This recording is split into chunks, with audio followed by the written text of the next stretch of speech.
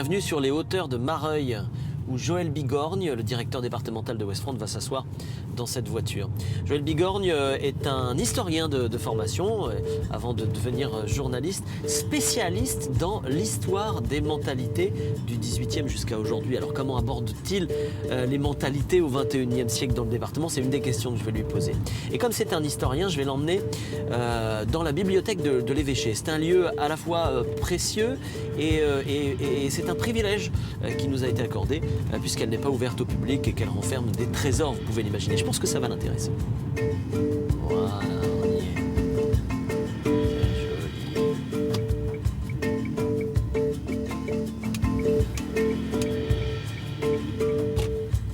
Regardez-moi ça. Regarde-la ma ville, elle s'appelle Bidon. Bidon, bidon, bidonville. Vivre là-dedans, c'est coton. Bonjour Joël. Bonjour. Merci d'avoir accepté ce rendez-vous. C'est un plaisir. On est ici à Mareuil. Ce qui me fait plaisir, c'est que vous n'avez pas regardé l'émission, vous ne savez rien. Je ne sais absolument Ce qui rien. vous attend. Et en Je ne sais absolument rien. C'est la surprise la plus totale. Ouais. Et puis je suis très content je suis très content de l'endroit où je vous emmène. Bon, bah écoutez, je ne connais pas non plus. On est ici à Mareuil. Alors juste pour commencer, parce que vous me l'avez dit en préparant l'émission, vous aimez le bon vin. J'aime le bon vin. Et je croyais au Vous avez début... une culture du bon vin? Non, je ne suis pas un connaisseur de bon vin. Je sais apprécier un bon vin. Quoi. Ouais. Je veux dire, je suis admiratif quand je vois les gens qui regardent la couleur du vin, la robe et tout ça. Non, je suis incapable. Par contre, je peux vous dire que j'aime le vin ou je l'aime pas. Et vous avez cru que je vous emmenais dans les vignes. Exactement. Ouais, ça aurait pu être le cas. Ça aurait pu être le cas. Mareuil, c'est un bon cru. Ouais, c'est un bon cru, Mareuil du Fou. Allez, en voiture, on va s'expliquer. On va se découvrir. Les filles qui ont la peau douce, la bande pour manger. Dans les chambres, l'herbe pousse pour y dormir. Faut se pousser, les gosses jouent. Mais le ballon, c'est une boîte de sardines. Sans tomber dans l'eau. Alors Joël, vous n'êtes pas vendéen. Vous êtes là que depuis 2012. Je suis breton.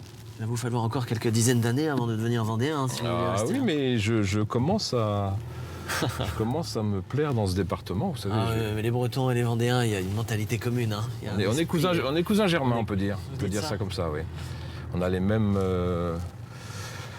esprit de solidarité, le même. C'est vrai Vos racines bretonnes sont importantes pour vous? Vous avez Oui, fait des études à je Rennes. parle souvent de bretonitude. Ouais. Oui, c'est très important. Moi, j'aime bien retourner en Bretagne.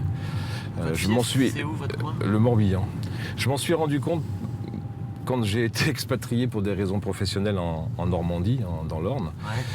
Et là, Alençon. vraiment, Alençon, là, j'étais Ça a vraiment... été pénible. Ça a été, ouais, parce que là, C'est vrai c'est radicalement différent. Les mentalités sont radicalement différentes. Et j'étais content de retrouver ma Bretagne, enfin, le week-end, quoi. Je partais heureux de retrouver ma Bretagne. Ouais. Le parcours de Joël Bigorgne, c'est un parcours d'historien qui devient journaliste ou d'un journaliste C'est emprunt- un historien... empreint de racines historiques. Ouais, alors mon parcours, enfin, je suis pas devenu journaliste par vocation. Ouais. Je voulais faire de la recherche. À l'époque, le CNRS embauchait encore. Et puis, très, très rapidement, on s'est rendu compte que finalement, les sciences humaines n'étaient pas aussi rentables qu'on en voulait. Et pour la crise économique est passée par là. Donc, du coup, il a fallu trouver un autre travail. Comme j'aimais écrire tout naturellement, j'ai postulé. Il y a aussi peut-être des raisons familiales. J'ai eu 2 oncles qui ont été journalistes. J'ai un grand-père qui a été Ah journaliste. oui, il y a un solide atavisme Ouais, quand même. c'est ça, tout à fait. Donc, D'accord. Vos études d'histoire, c'était, vous avez fait une maîtrise, un j'ai fait DESS, un doctorat doctorat. d'histoire sur l'enseignement privé dans le Morbihan au D'accord. XIXe siècle. Ouais. Et donc, ouais, ça a été quand même une période importante de ma vie. Ça a représenté 5-6 ans, 6 ans de recherche presque à plein temps. À plein temps. À plein temps, oui. Mais Enfin, vous êtes un rat de bibliothèque. on peut dire ça comme ça, oui. Et justement, c'est là que j'ai appris à connaître Ouest France, parce que pour financer ces recherches, j'ai travaillé parallèlement à Ouest France. Donc, D'accord. Ah, mais ça devait vous faire de bonnes journées à l'époque. Oui, ça faisait des très bonnes journées. Mais c'est une période, enfin, je ne sais plus qui parlait des damnés de la thèse. Je crois que c'est le roi Ladurie qui avait cette expression-là. Mais je ne regrette absolument pas cette période-là. C'était une des plus belles périodes de ma vie. J'ai lu quelque part que vous étiez spécialiste de l'histoire des mentalités. pas spécial. Enfin, disons que je m'intéresse aux mentalités populaires. Et je trouve ça très intéressant parce que au travers de votre différents parcours, vous êtes obligé de vous plier à la découverte et à l'empathie avec des gens qui forcément ne réagissent pas en fonction des zones géographiques. Et je me suis posé la question, est-ce qu'on arrive à se fondre dans les mentalités des autres quand on est journaliste, qu'on arrive à Alençon, qu'on est à Saint-Brieuc ou qu'on est à La Roche-sur-Yon? Est-ce qu'on y arrive facilement? Parce que c'est important. On n'y arrive pas très facilement. Enfin, la période, enfin, je veux dire, mon dernier poste là, la Vendée, je me suis fondu assez facilement dans la vie des Vendéens. J'ai été accepté plus facilement que je ne l'ai été par exemple en Normandie. Je pense que c'est une question de mentalité, puis une question d'expérience aussi, parce que j'ai 25 ans de métier derrière moi et je pense que l'expérience joue beaucoup. Mais oui, c'est le but du jeu pour un journaliste, hein, d'être accepté par son entourage en fait, par les collectivités, par les associations, mais s'il vit lui-même dans sa ville, le fait d'aller chercher du pain, d'acheter son beefsteak tous les jours, d'acheter son journal, d'acheter son paquet de cigarettes, vous croisez des gens qui vous reconnaissent et de fil en aiguille, c'est plus facile. Oui. Mais auprès des décideurs desquels vous devez d'être proche et distant? Distant et proche, on va dire. Distant et proche, c'est subtil. C'est pareil, c'est peut-être un peu plus compliqué? C'est un peu plus compliqué, mais bon, là c'est une question de... Enfin, j'allais dire, c'est presque un jeu théâtral, hein. Chacun représente une institution. Moi, je représente Ouest France, qui est quand même le plus grand média local. Et donc, il y a cette espèce de respect. Je ne pense pas qu'il y a de problème avec les... Là, on n'est pas sur un terrain de mentalité. Vous êtes en train de me dire qu'on est sur un terrain de travail. Et donc là, ouais, tout à fait. C'est assez différent. Alors, vous êtes directeur départemental. Ça veut dire qu'aujourd'hui, quel temps vous passez à écrire des papiers? Quel temps vous passez à gérer votre journal? Il n'y a pas de... Disons que le temps que je passe... Enfin, j'ai jamais autant écrit que depuis que je suis directeur départemental de Vendée. Quand j'étais chef de rédaction à Nantes, j'étais plutôt empêtré, englué dans l'administratif. Là, c'est un département à taille humaine, donc qui me permet de gérer, entre guillemets, l'administratif des 6 rédactions de ce journal. 6 rédactions, 34 journalistes, 44 personnels. Voilà, c'est ça, tout à fait. Oh, vous êtes bien renseigné. Ah bah, j'ai essayé de travailler. Donc ça, c'est une petite entreprise à taille humaine. Et ça me permet d'écrire beaucoup plus que je ne le faisais par exemple à Nantes, comme je le disais tout à l'heure, ou même à Saint-Brieuc. Donc non, je suis parfaitement...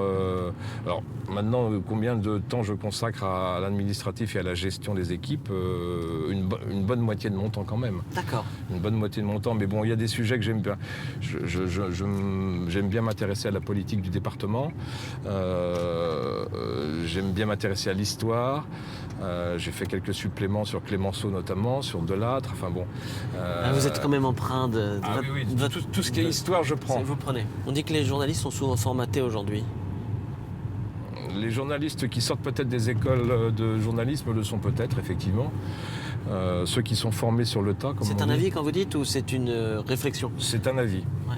Je pense que... Je crois qu'il y a eu un ouvrage qui est sorti il y a quelque temps sur les petits soldats de l'information. Ouais. Les petits soldats de l'information qui sortent d'écoles de journalisme. Alors là, on leur apprend... moi, je pense que l'expérience, elle s'acquiert sur le terrain. Et tous les journalistes qui sont en Vendée ont fait leurs preuves sur le terrain.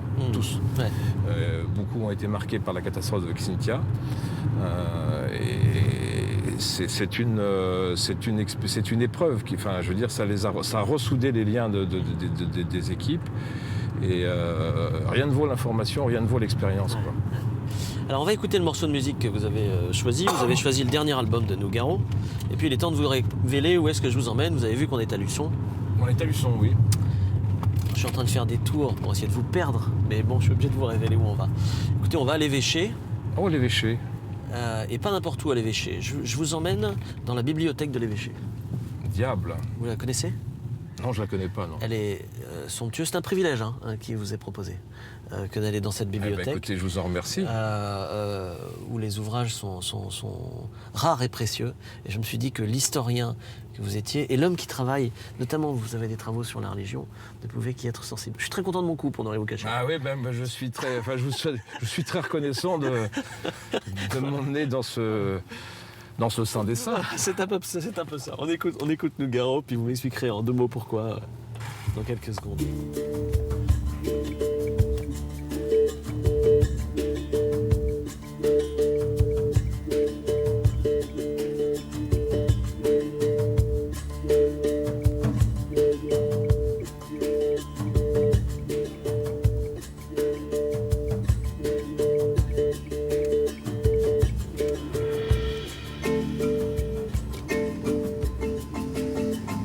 Pas du tout.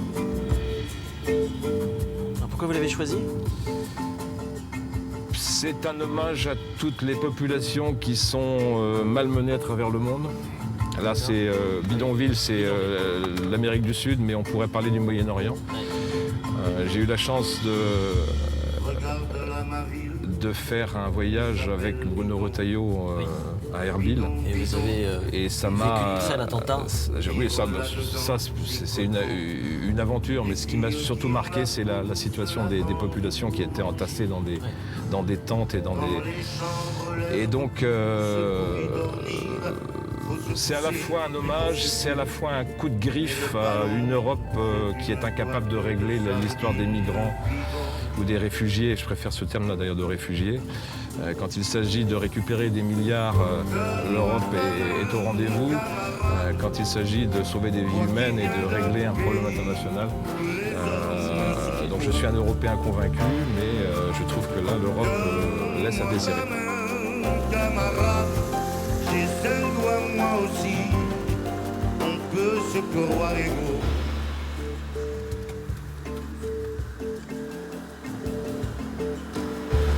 Regarde là ma ville, elle s'appelle Bidon. Bidonville, me tailler d'ici, à quoi bon? Pourquoi veux-tu que je me perde dans tes cités? À quoi ça sert?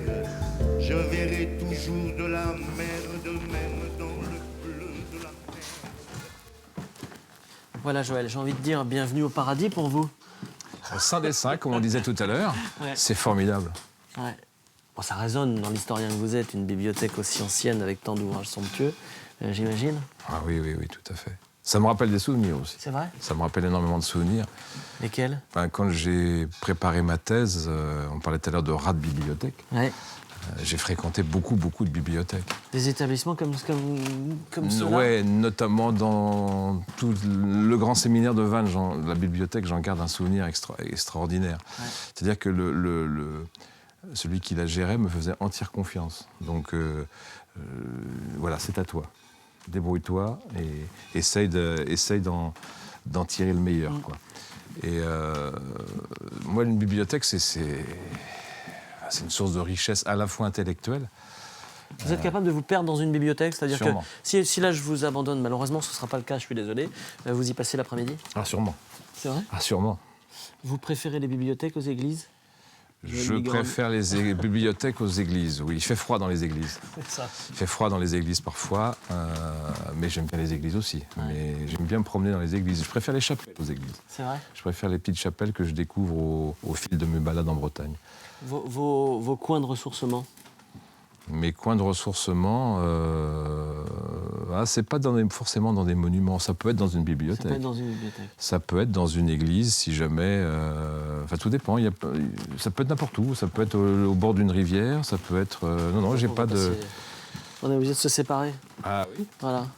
Ici, on a même les seaux, on a des bouquins partout. C'est puis c'est bien. Moi, j'aime bien. C'est une bibliothèque qui vit, quoi. Enfin, il y a des piles de bouquins. Elle est en rangement. C'est une bibliothèque qui vit. Ouais. Quelle est la place du religieux chez Joël Bigorgne? Puisque vous avez parlé du séminaire de Vannes où vous avez fait travailler pour votre thèse. Et puis là, ça vous inspire? La part du religieux, elle est personnelle. J'allais dire, j'ai pas besoin d'une institution pour parler avec Dieu, si j'ose dire, ou parler. C'est entre lui et moi que ça se passe. J'ai pas besoin d'intermédiaire. D'accord. Donc, bon, il y a des prêtres, mais bon, je suis un rat de bibliothèque, je suis pas un rat d'église, quoi. Enfin, je fréquente de temps en temps les églises, mais bon, je suis pas tous les dimanches, je l'avoue, je suis pas tous les dimanches. Je vous le demandais pas. Mais bon, voilà, quoi. Donc, non, c'est ancré, je suis catholique, c'est ancré en moi. Mais j'ai ma façon à moi de vivre cette... Allez, continuons.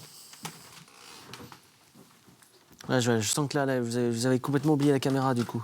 J'ai complètement oublié la caméra. J'ai complètement oublié la caméra. Bon, ici, on est dans le temple de l'écrit. L'écrit n'est plus la norme aujourd'hui, ou de moins en moins? Ou alors l'écrit se ramasse, le vocabulaire s'appauvrit, la sémantique se disperse? L'écrit n'est plus à la mode, c'est vrai. Enfin, maintenant, on est dans la culture de l'instantané et de l'image. Je ne parle pas que de l'image, je parle de Twitter, je parle de 140 c'est de la l'instantané, communication. de l'instantané. Mais je pense qu'on reviendra. C'est peut-être le support qui va changer, le support papier. Pour la presse, peut-être? Pour la presse, oui. Je pense que maintenant, Internet est en train de prendre le relais. Mais il y aura toujours des livres, il y aura toujours de la littérature. Enfin, je veux dire, c'est pas...